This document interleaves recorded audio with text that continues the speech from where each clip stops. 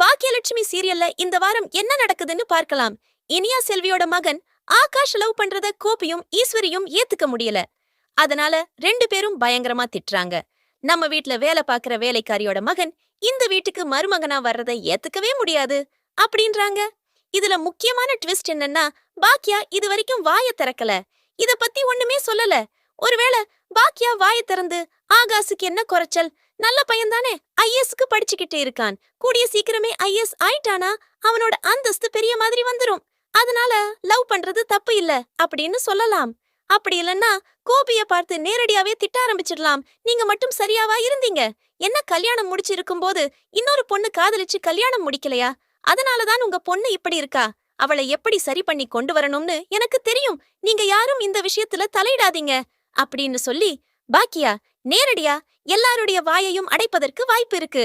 பொறுத்திருந்து பார்ப்போம் இந்த வாரம் என்ன திருப்பங்கள் நடக்குதுன்னு. நன்றி.